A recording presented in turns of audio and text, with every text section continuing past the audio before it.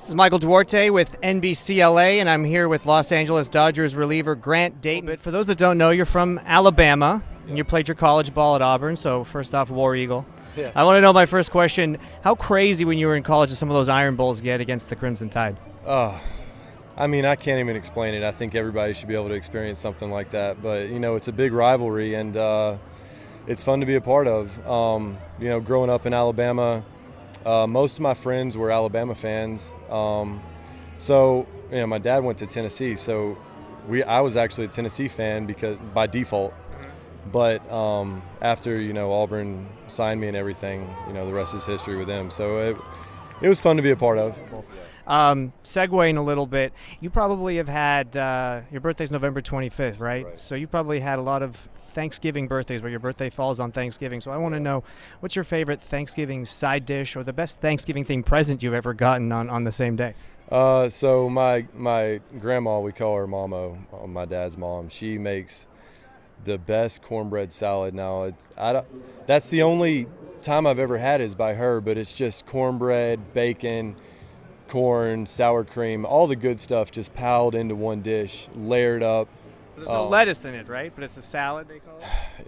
There's no lettuce in it. Okay. I don't know why we call it a salad. I've never had it any other place, but God, that is just the best dish. I don't know if anybody else makes it, but if it sounds good to you, I feel like you should look it up and try it because it is incredible. Yeah, we're going to have to look that recipe up. Or ask your grandma for it. Your Momo, is that what you said? Momo. Yeah, but I feel like, I don't know if she would tell you. Takes it to family. Now, you told me last year when you got called up that a turning point in your career was at the start of last season when you got demoted from AAA to AA. That really kind of, remotivated you, focused you, and you came all the way back up to the majors by the end of the year. And then you ended up pitching in the NLCS against the Chicago Cubs 2 games away from the World Series. So I want to know first, was there a moment in your career besides that moment that really stands out as a turning point for you in your career? And if so, what was that moment? Let's see. I don't know if there really was, besides going to the pen. No, I don't think there was a turning point. When I got drafted by the Marlins, it was just, I put together a few good years, but I don't think anything was outstanding. And then when I came over to the Dodgers, pretty much immediately, I lost command for all my pitches. It was really frustrating. You go back and look at my numbers. I think I put up a 9 in AAA. Yeah, 9 ERA in AAA for a month. And then by the end of the year, I kind of savaged it in AA. But, it was really frustrating to be in AAA for 3 years and hoping for good things to happen, and then just my career fall apart. And then going into last year, it felt the same way, especially right off the bat getting demoted. And I just made it up in my mind, and I think that was the turning point for me. I made it up in my mind, just not that I wasn't giving everything that I had, but once again I found a new level that I could pitch at, and I think that was what I needed. To make it happen for me. So it's more of a mental aspect then, or a mental block.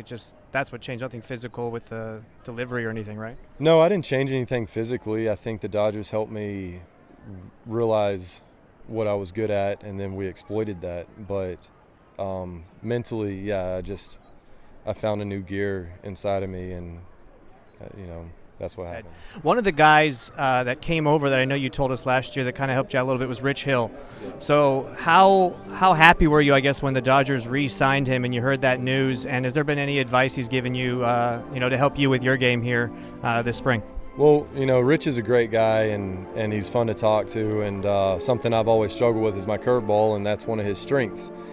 So we got to talking about that, and he helped me last year with it. I think I made some good strides with it this offseason, brought in a better curveball this year, so I'm excited to see how it does in the season. I was really excited when he re-signed. I mean, he's grinded his whole career, and he's been in the major leagues, but it was a grind for him, and he dominated last year, and he got what he deserved. So I'm really happy for him. And he's a good mentor too, just to have around. He's a fun guy. We're really lucky to have him.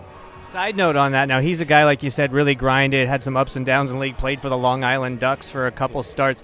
He, though, reinvented himself. He went from starter to reliever, kind of like you did, and then decided, I don't want to be a reliever anymore. I'm going to go to starting, even if it means I got to play, in the Atlantic League and out of the, MLB. So was that something you'd ever consider, as going back to being a starter at any point in your career, you think, or is this where you want to be for the rest of it?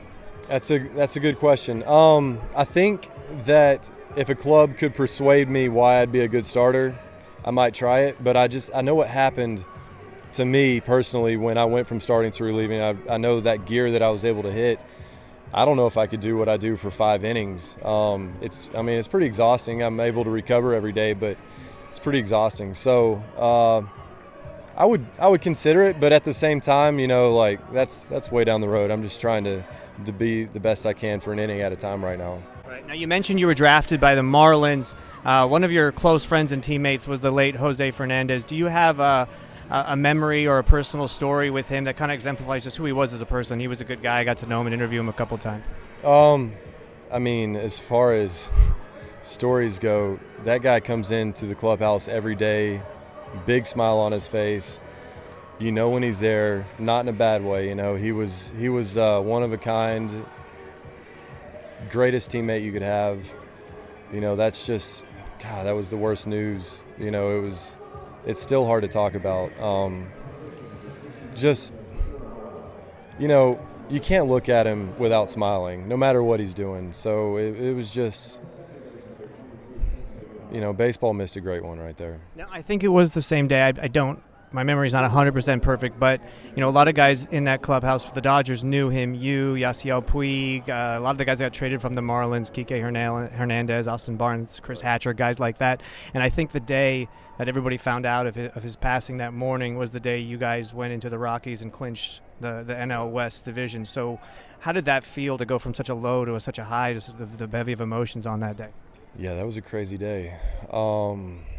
It didn't feel like the same day because, you come in and everybody's down, right? So we had to lock it in for the game and unfortunately we had to put that to the side and play. And, for a lot of guys that didn't know him, it may not have been too much, but on the same page, it was. For a lot of our team, knew him and was friends with him. So it was tough, but baseball is an emotional sport, and there's highs and lows, pitch to pitch, so it's pretty overwhelming. And at the end of the day,